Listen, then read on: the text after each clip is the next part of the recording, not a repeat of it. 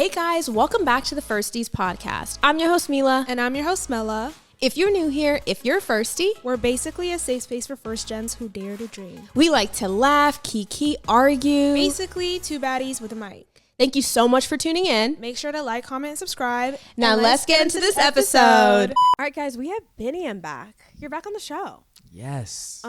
Last time you were on episode 39. We're Yeah. at like episode 100 and something now, which is actually kind of insane to say out loud. Mhm.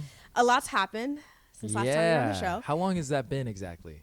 Like the amount of time. Yeah. I don't I know. think it was July. No, it was maybe May of 2024. And Maybe. now it's December of 2025. So it's over a been year. like a year and a half. Yeah. Yeah. A lot's happened. I know. We're going to get into it. Okay. But last time you were, well, not on this couch, but on the show, Yeah, which yeah, by yeah. the way, we're in LA right now.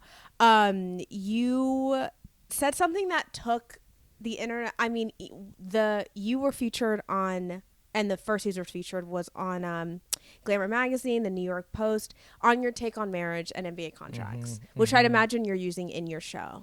No, I don't actually do it as a stand-up bit. You don't. I should. I think I've done it here and there. You did actually when I was at one of your shows. You shout out Firsties, which is I very think I sweet. did it because Yeah. I was like, oh, I just said this on the podcast, but I haven't.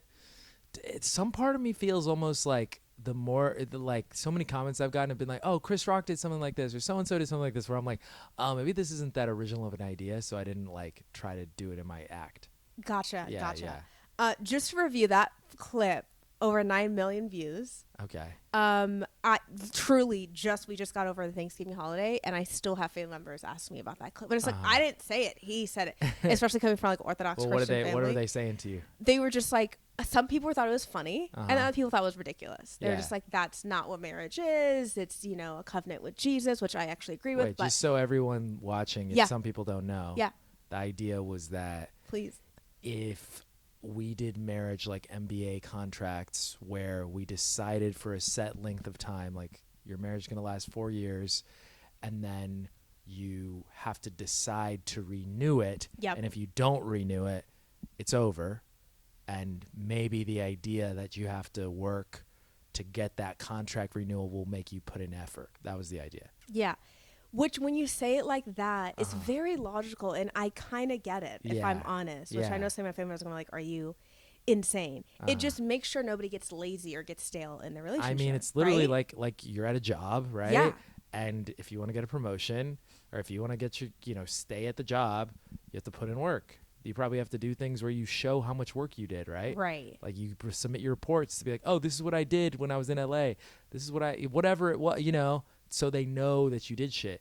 But that doesn't, and I'm sure some people in their own marriages build in some way to take stock, but a lot of people don't. And I mean, I've just, I think I talked about this probably on the podcast I was on last time, where I just come from a family where there's a lot of divorce, and I've just, You see some things? yeah, Yeah. It's not even necessarily like anyone's fault, but I've just seen that like, just because people say like, oh, this is the like the best day of my life, I committed to this person, Yeah.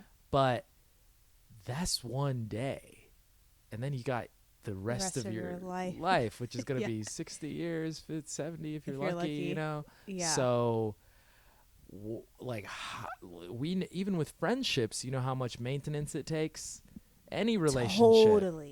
Yeah. I have friends over 10 years. It's like you have to put in the work. Yeah. And I think with friendship, there's way less pressure because you don't have to commit to one friend. You can be like, this friend I see once every couple You also months. don't live with them. Yeah. Usually, sometimes you do, but usually But a you lot don't. of times, Yeah. yeah. And so I think like a lot of friendships can not require that amount of maintenance. But when you're living with someone, you're seeing them every single day, and you're doing all this stuff with them, and there's logistics, and there's money and kids. It's like Yeah. there is bound to be things that build up. They do this thing I don't kind of like. They do this thing, and I think another way you could do it without doing the contract is that you go to marriage therapy, or you do whatever the kind of thing you do. But a lot of people won't do that, so this is maybe meant to solve that. Interesting. So you kind of mentioned it, but I want you to go into more detail. Or do you still have that take? Like truly, NBA contract 4 years. I mean, the 4 re-sign or years not? thing was kind of just like here's a number of time for this example. Okay. That it wasn't like it needs to be 4 years. Yeah. It could be 1 year. Yeah. It could be 6 months. It could be whatever. And I think that the spirit of it, I still agree with, where it's like, maybe in our commitment averse like society with young people, our generation, this would allow some people to make a commitment that they otherwise would be too scared to make out of fear of failure, because now everyone is just like, you don't want to get your heart broken, you don't want to be taken advantage of, you don't want to get played or what, Yeah. all the things. And I even think on a smaller level, because a bunch of the comments were just like, that's just dating, bro. I'm like, kind of. I don't know if dating has these like check-in times, and it's like, like, but you could do dating like that. You could. I've talked about it with some people, like, okay, let's be exclusive for the next 3 months, and then we'll check in then and see how we feel, versus this idea of like, let's be exclusive and that's it. And I know that even if you just say that second one, you could check in 3 months, but if you don't say that at the beginning of it, I can understand how that would be.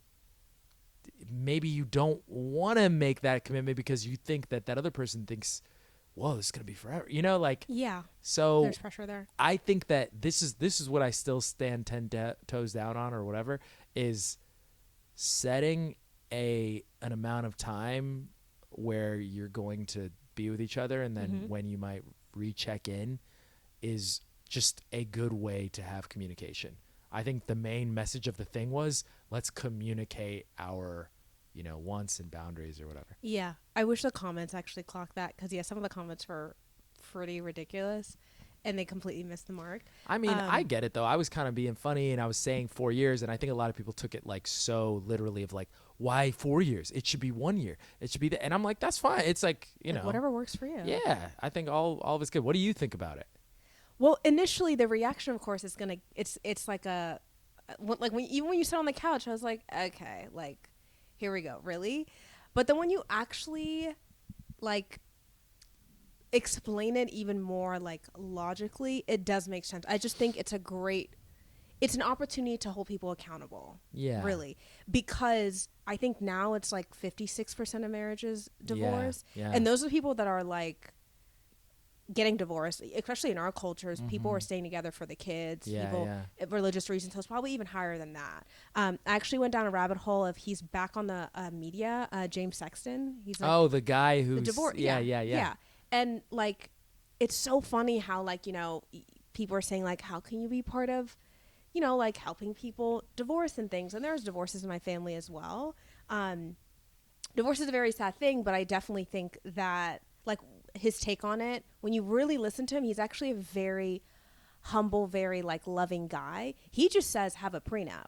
Yeah. And to your point, like, have something that holds people accountable. Yeah. I just think we are taught, especially media, I can only speak as a girl, but like growing up in like the Disney Channel age and just like movies and stuff, it's like, leave it up to chance, and it should be romantic, and it should always feel easy and things. And like, that's the mind frame that I grew up in. Now I've rewired my brain because I'm an adult now, but it's still kind of in there where it's like, I want it to be easy, and because part of it just seems like not romantic, or like, okay, so at the 4-year mark, things might be a little bit different, so you're just waiting for that. I don't know. It just seems, even and also, though logically, it's just like, someone could be like, I don't want to be with you. It's been 6 months. I'm leaving. And then it's like, what are you going to do? Like, call the cops? Like, yeah. what is it? Like, there's nothing to do that? stop anyone. It's an honor system thing, really. Right. And then I guess if there was some way to legally bind, it would be a tax thing. I don't know. But I think the main thing that really matters there is that we're just like, let's back up and just look at like, what is marriage, and then why do people get married? And James Sexton talks about this, right? It's like, I just heard him on a podcast, and it's like, we have an innate need to love and kind of connect with a partner, a mate, whatever. And I get that.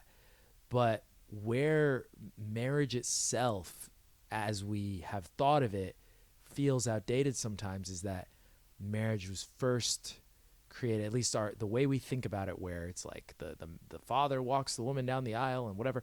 It was like to do with combining households and giving, the women didn't have as many options for work, so they had to find a man who could, work and make money. And and women were less able to be independent. They went from their household of their family, and that's why the father walks them down to give them away, because he's like, I'm the man who was responsible for her. Now you're the man who's responsible for her. There wasn't a middle period of living by yourself.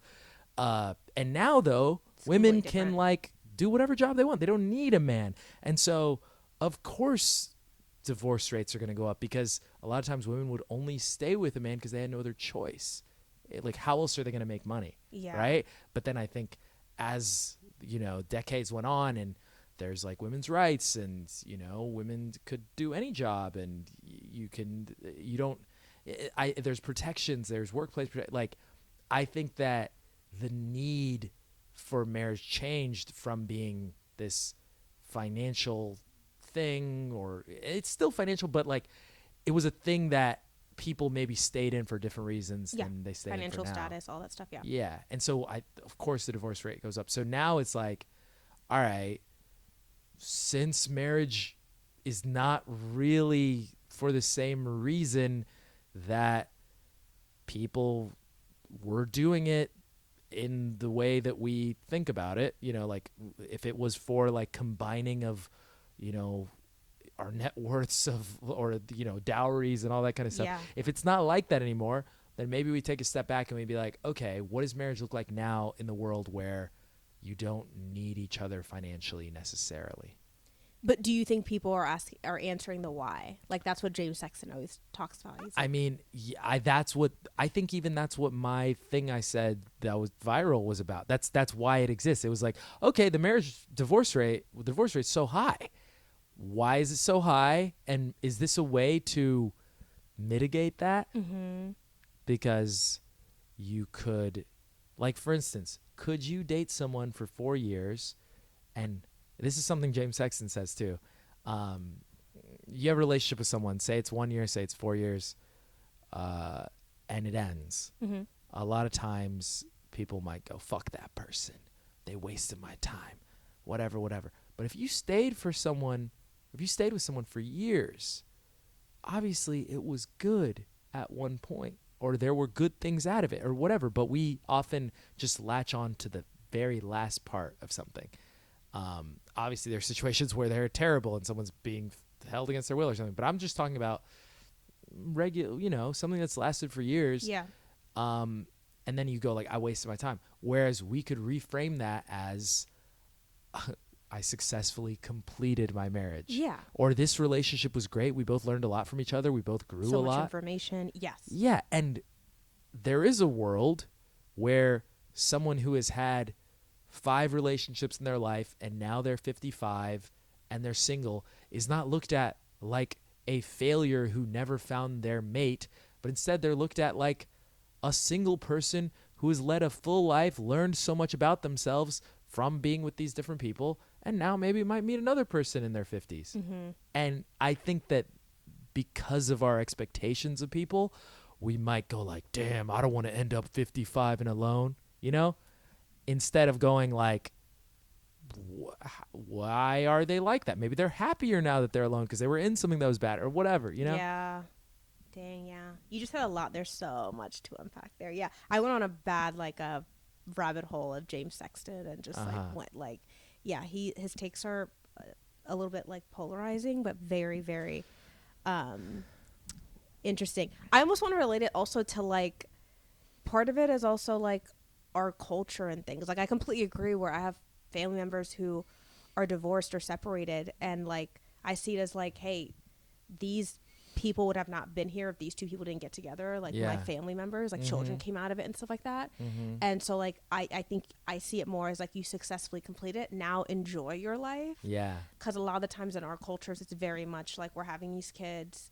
I don't even know the last time my parents went on vacation or enjoyed their time. But they're but we have 3 kids who have multiple degrees and they're all doing well. It's is that it?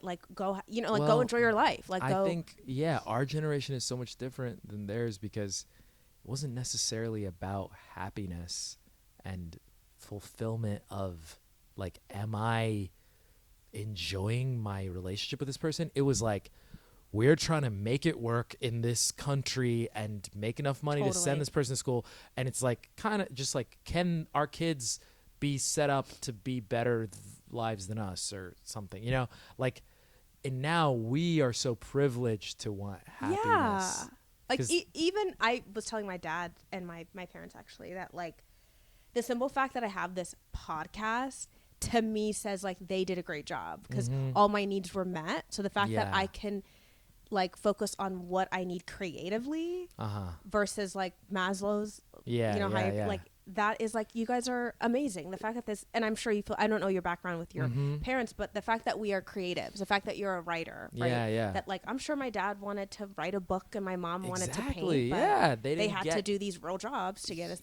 And I think it's kind of painful when you think about it, but also I mean, beautiful. I think you could, like, zoom out and go like, oh, that was what marriage was in general for everyone before things were more equal between the genders in terms of opportunities and pay and whatever. It was just, how can we successfully have a household that can raise kids and reproduce? Like, I know it sounds really clinical when I say it that way, but it was kind of that. And then now, so many people, and this sounds like blasphemy to our parents, so many people are like, maybe I'll get married, but I don't want to have kids. And they're like, well, what's the point of marriage with no kids? And then you're like, that's a very I don't real know, thing. Happiness? And they're like, happiness? Yeah, what's what? that? No, the point is this. And I'm like, okay, let's slow down.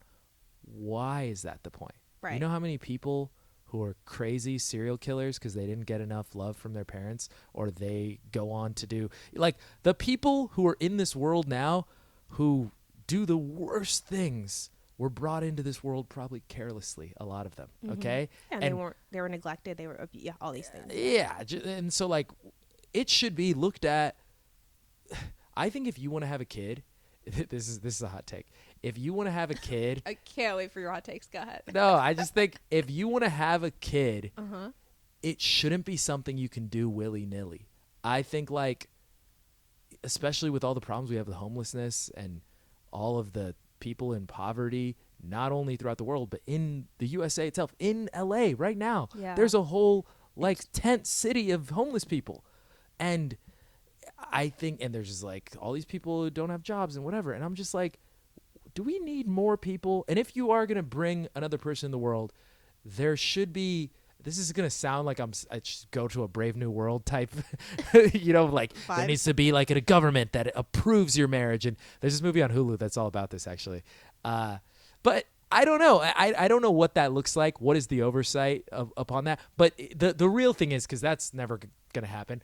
The real thing is, if you have a kid, you should not look at it like a thing of like, I might have a kid. Yeah, I have a kid. If you talk about it like that, then you're going to be a bad parent, and your kid may go on to do great things, but they're going to suffer a lot. I think it should be a thing that you think about the same way you think about getting married, or I don't know, like deciding to buy a house. You know how you go and you look at all the different houses and you look at your finances and you go like, could we afford this mortgage payment for 20 years? And okay, we can. Okay, if we can do that, then that means this. Not just like, well, next step is have a kid, or some people just fuck unprotected and then they go, well, if I have a kid, it's cool. I like her.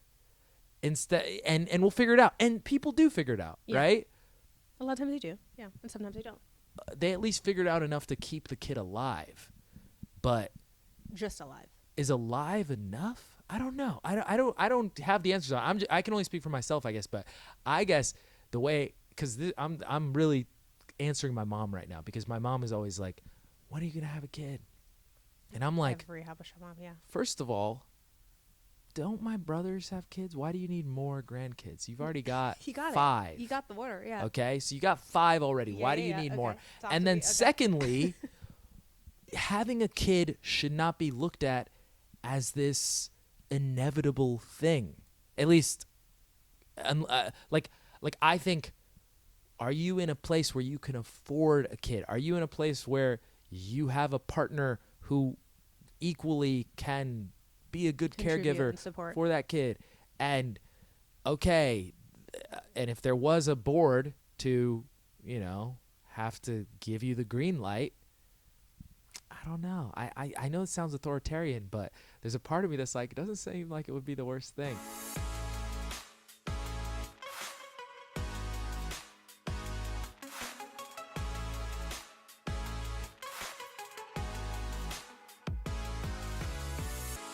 Is having a kid selfish in some way in the world that we live in, where so many people are suffering and whatever? Do we have kids to give ourselves meaning and purpose, to give our lives? I know some people do, or like they Yeah. think about their legacy and things. I think it depends on the person, because I definitely think being a parent is a very selfless thing to do. I mean, it's the whole reason we're here, right? It is, Yeah. and it is kind of like what some people say is that evolutionarily, every single action we are doing is because we want to get a mate. You could trace everything back to the way we look, whatever thing you pursue for your job, the fact that you take a shower in the morning. Well, all of it is tied back to that. And so some might say, well, to not have a kid and then want to just like be hot and live your life and have sex with people and stuff is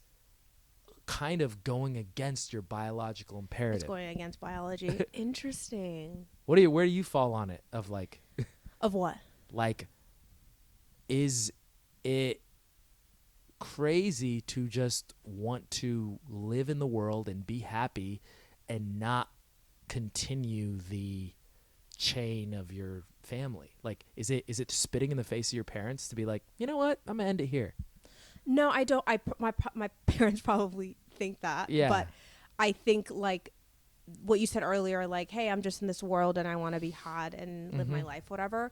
I think that there is just like a loss of opportunity. I think we're all here to serve, whatever that is, whether it's through comedy, whether it's to be a doctor, whether it is to be a truck driver, whatever it is. We're here to like connect and love one another in whatever capacity you can do that. Yeah. If that's through being a mom, like I have people who they are born here, like they feel it since they were 8 years old, before they even had their period.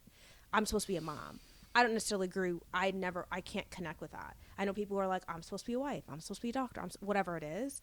I don't necessarily think everyone's supposed to be a mom. I don't think everyone's supposed to be a parent. Some people are not even able to, and they dream of doing that. So I do want to be empathetic to those people. I mean, but it is just like, I don't know. These are, this is like we can't ever find the answer to this, but it's like, if the only reason we exist is because people procreated, and if everything in us can be tied back to the want to procreate,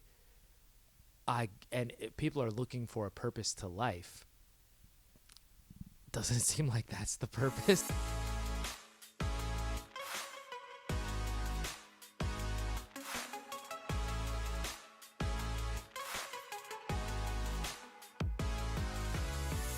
So you recently talked on social media, and I think you do it on your in your comedy as well. You kind of talk about Spotify Wrapped. Yes. And kind of what people are sharing their Spotify Wrapped, and what it's kind of reflecting between men and women. So I kind of want you to kind of explain that to Firsties. Okay. Your thoughts So this was something I noticed several years ago. Okay.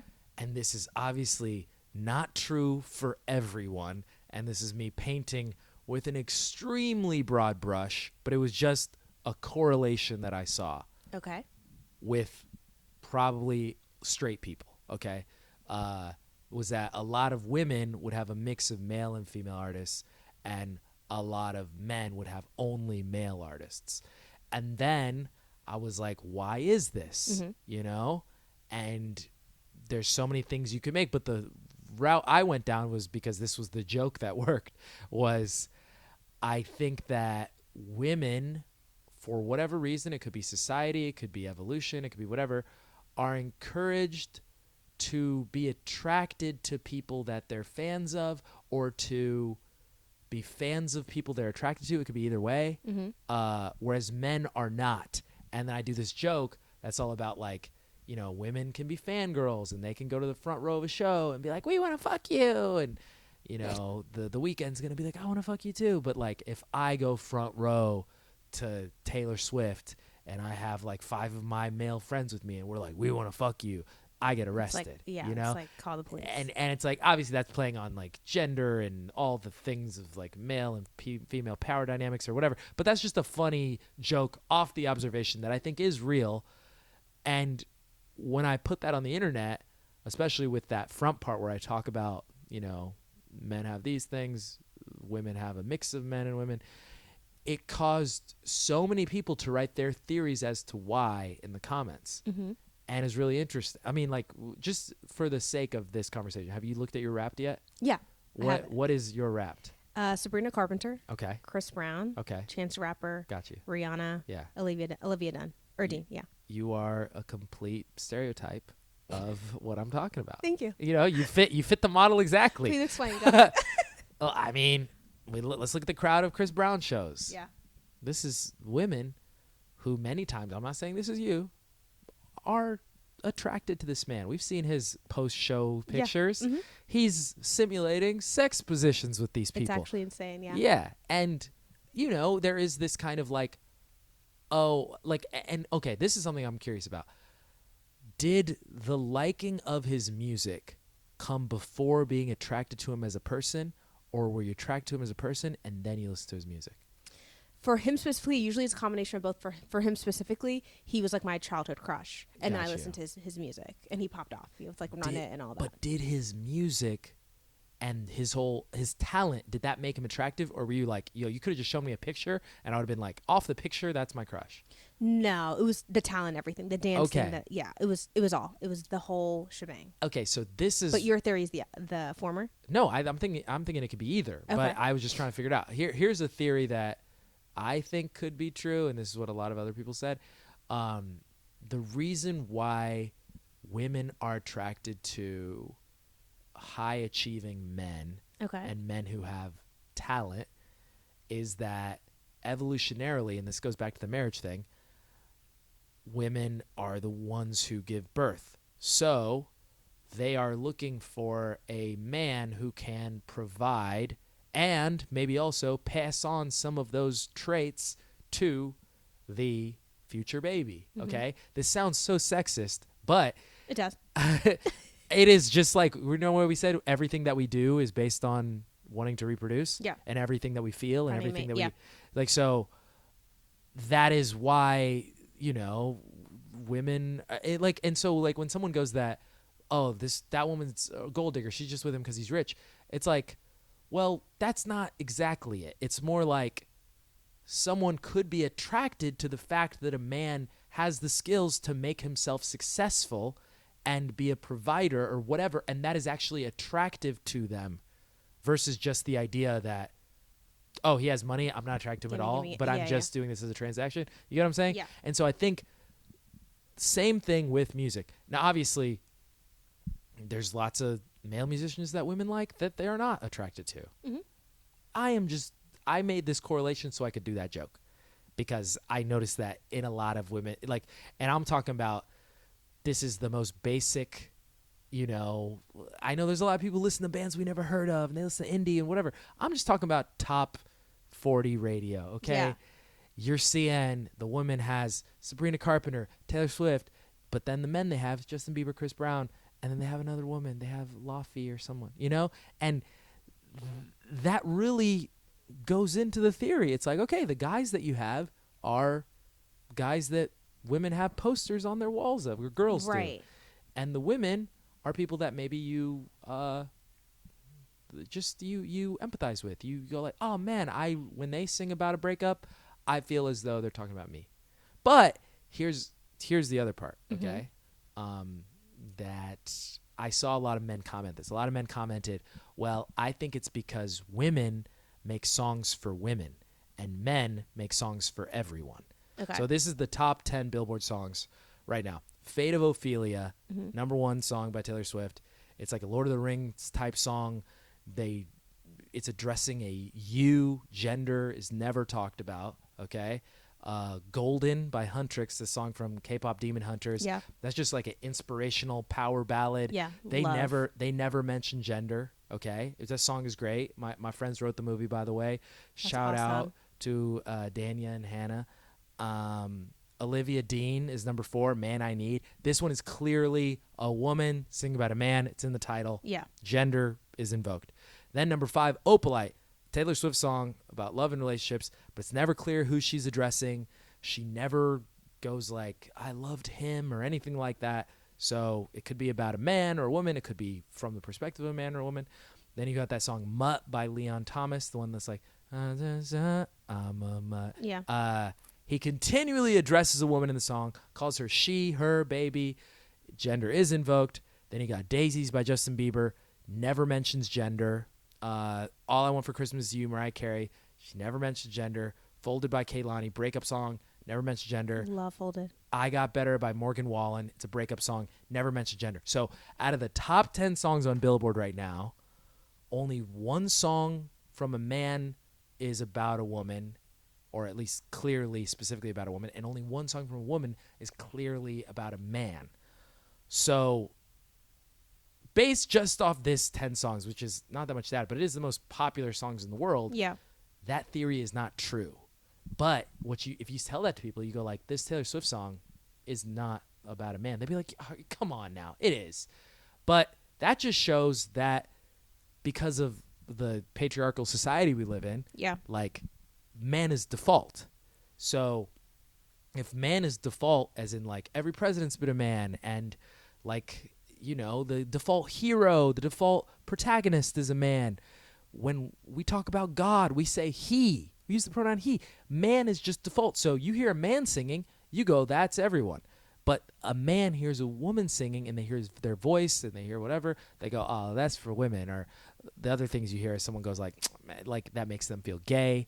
That makes them feel feminine. So they say they're worried about being called performative or whatever. But whatever that is, it has nothing to do with the actual content of the song. So I think that What an interesting take. I think that is not true when people say that women make songs for women, men make songs for everyone. I think some men make songs for women, some women make songs for women, whatever. Like some people do, but I think to broadly generalize, is not true. It's not true. Yeah. You can clearly see from the stats. Yeah. Yeah. That's so interesting. Wow. I mean, it just shows that I think like there's studies that people have put so many things in the comments, but someone said that there is studies that show that people prefer voice registers at around their voice or lower.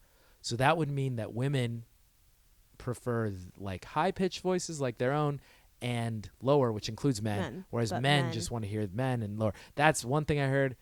I've also heard just like, you know, well, men don't like women. That's why, you know, or men hear a woman's voice, and because here's the evolutionary thing, women, because you go through life living in a man's world, and because women eventually have to be caretakers, whatever, women are that much more empathetic. Just out the gates, you can, you know, understand people's feelings more. You can put yourself in someone else's shoes better. Yeah. This is why women talk about their feelings more than men, whereas men don't have that ability as much. So a woman can listen to a song that a man is singing and completely put yourself in that position. Empathize with them. A man, not all men, or men have a harder time doing it, or not as many men can do it. Yeah. Men a lot of can it comes still. from the society too. Like you mentioned I think you said it in your comedy, like going to Taylor Swift concert and having a sign that says like F me or whatever. Yeah, You'd be, yeah. like arrested. I mean, like, and I would, or at the very least, you like know, there are guys who like Taylor Swift. But I just w- can't openly. Totally. Yeah. And there's so many guys now, even in the comments, someone, you know, they post their Spotify Wrapped and they have like all women and they put like Sabrina Carpenter and whatever. And they go, I'm a straight man. All the comments underneath is like, you sure, bro? Yeah. And like, it's just like, nah, you're not fooling us. And it's like, he's just proving the point. yeah, right. So I don't know. I think it is real that people will call someone performative, but I also am like, so what? Like that feels like a new. Where did the performative male thing come from? From social media, Okay. for sure. Is it even a real thing, or it's just on the internet? Performative? Like people like going like, oh, that's an ick. He was performative. I think they hear it once on some comment section and then they run with it. Like have you come across that in real life?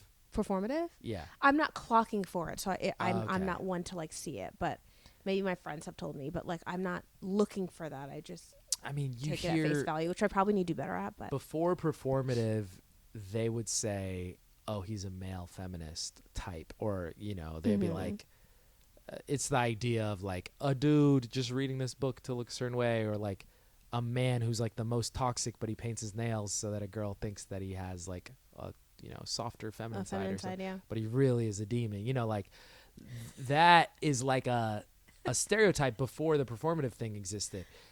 And now people just use that as a shorthand. But hopefully it's kind of just like, just listen to whatever you want to listen to. Like, who gives a fuck? Well, everyone just do what you here's want what's to interesting freaking about do. Spotify Wrapped. Okay. Is that because it's going to be shared, now that changes your listening preferences. Which is ridiculous. That's a lot of work. That's Right? a lot to Where you put. go like, shit, I can't listen to the Sabrina Carpenter song too many times or it's going to come up in my Wrapped. So I got I'm like, telling you, social media is the death of us. how I'm telling you. crazy is How that? insane. Yeah. Because you're going to be observed. That's now you're gonna- performative. Yeah, that is very performative. That's the definition. Yeah. Yeah, that's like the same thing as like. But do we blame them? Because the internet is so freaking harsh. Also, you and don't. No one's making you share your Spotify Yeah. Wrapped. There is no. Some You can people just want- not. They want to contribute. They want to participate in the social media. I mean, you it know? is the attention from social media is a hell of a drug. It yeah. really is. I think social media is gonna be like when the cars were cemented. Like, oh, we need seatbelts. Yeah, let's put on seatbelts. I think that's gonna be Okay, the same way that I was talking about, you should have to pass some sort of certification and test to have a kid.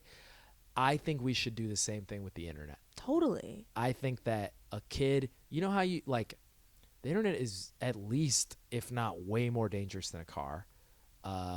The information you can get, the things you can do, you can dox, whatever, all the stuff you can do with all what you can do. look up how to make a gun, a bomb, whatever, Have access to people have access to you. You can Yeah, have some old man pretending to be a girl and they Yeah. get kids. All the crazy things that happen from the internet. It is horrible. just as dangerous as a car, but to get a car, you have to learner's permit, pass a driver's license, whatever. People still get in crazy car accidents, but at least there's a barrier of entry. Yes. I think there should be the same thing with phones and the internet, because now you look at like kids who just grow up on an iPad and shit, and I'm like, I don't know what that's doing to their brain. A 3-year-old who's just swiping through things, like how great. could they ever pay attention to anything? Yeah, not great. I can barely pay attention to things, and I grew up for 20 some years before I had like an a iPhone. device in your face. Yeah. Yeah. No, I completely agree with you. Okay.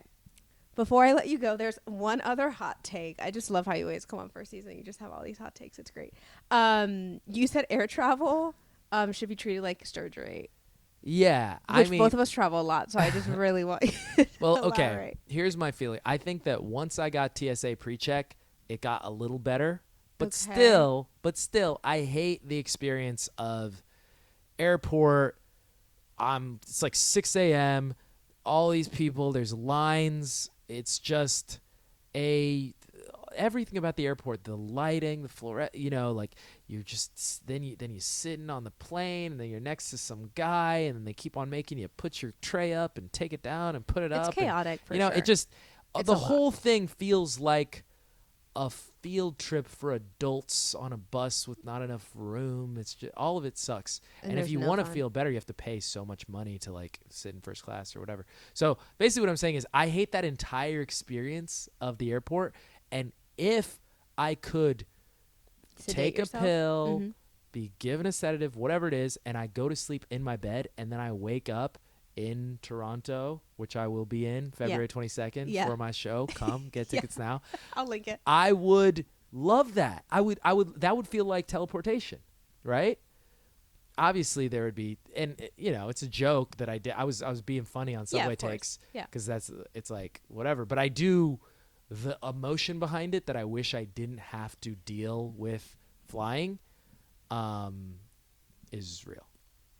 Yeah, I travel quite a bit for work too. I just was my coworker was just telling me that she slept 3 hours on her flight here from Boston to LA, and I was like, I wish I can't sleep in public places. Like I'm exhausted. I cannot fall asleep. I think Does it's it like a have stranger to danger thing. Yeah. Like I don't know. as a woman, are you like, I can't trust what's going to happen. Is that it? Oh, absolutely. Yeah, Yeah, I it's get just that. the life of a Black woman in America. So that's why just sedate yourself, turn yourself into a corpse. Just let some people put you in a bag. And it's so safe. But Yeah, let's okay, just do that. okay, it sounds crazy, right? Like the idea that some people are going to come, they're going to, you take a pill, you fall asleep. It's a very heavy sedative. They're going to take your body, put it in a gurney, put it on a back of some big truck, then you're in rows as if you're like produce at the grocery store, and they just have rows and rows of people. Then they take you Where from. are you going with this? Go ahead. But you rows and rows of people, they can fit more people on the plane. So that's what some people say. They're like, oh, that'd be so expensive. You know how much anesthesia costs? You know how much the insurance would be? But it's like, listen, if you could stack people, you could fit so many more. Point, it gets to a point, Biniam. But here's the thing, though, that's real, is that sounds crazy, right? Yeah. But you know what also sounded crazy? You're just going to get in a random guy's Toyota Camry. His name's Abdul. You have no idea who he is. There's no background check. Yeah. And that sounded crazy in 1999, 2000. It did. But now that is the norm. That is the most common. Right? Yeah. That's how I'm going to get home today. So it's like our standards of like what security we will give up for convenience are honestly changing all the time. The things that we will have given up in 10 years and compromise, yeah. We will not be able to foresee the things that we will be okay with. I hope that never happens, your plan, because that sounds ridiculous. But that's the thing. You don't have to do it. Some other people will. Yeah, true. You can opt out. I'm terrified for those people. Even though and then your friends are going to be like, come on, just do the teleport. It's so simple. I went to sleep in New York. I woke up in Cabo. I felt so rested. I had, a weird bruise on my back, but it didn't hurt that bad. Okay, on that note. That sounds so creepy. Again, I don't like to sleep in public places. I do think for a woman, women have it's different concerns because of, like the room raiders. I have to be hyper vigilant of my surroundings. So it's just like, it is what it is. Comes with being a girl. Okay, Isn't that fun? I don't know. I'm not even going to say it. There is an episode of Seinfeld where. Oh, God, okay. And they play this for laughs. It's about how every time I want to say it's Jerry is put under at the dentist, he I think his shirt was tucked before the appointment, and then he thinks it's untucked after. And he's like, what happened when he put me under to do the surgery? So he goes back and he thinks he sees that the guy is undoing his own pants before. And so the implication is that Jerry is getting molested while he's being put under by his dentist. And it is, I don't know, it just worked because Seinfeld had a laugh track, I think. But you take away that laugh track, this is a horror movie about a dentist who needs to be arrested, a rapist dentist. Yeah. Like that's absolutely not. And I get that's why you would be scared of Thank you for being empathetic. the new company that I am pitching. Yeah. But if there are any investors out there. There's none. Teleport. I don't know. This thing went viral and so many people were like, this is the best take I've ever heard. So if you too want to skip air travel and go to sleep in your bed and wake up in your destination, you can contact me on Instagram at BiniamBiz. That is the @ symbol BINIAMBIZ. Please don't. DM me. I'll look at my requests eventually and we can talk. Please don't. On that note, that is the end of this episode, guys. Do you want to plug again your shows in Canada? I'm going to be in Toronto February 2nd. No, shit. Let me say that again. I'm going to be in Toronto February 22nd, Sunday, February 22nd at the Comedy Bar on Danforth. Toronto, tell your friends, get all the abashas out. I know you live there. I know a lot of you are on Bloor Street. This is the other comedy bar, the one on Danforth. Just tell them to all go over there. And yeah, the weekend's going to be there. This is confirmed this time. Yeah. All right, that's it for this episode, guys. We'll see you in our next episode. Bye, guys. Bye.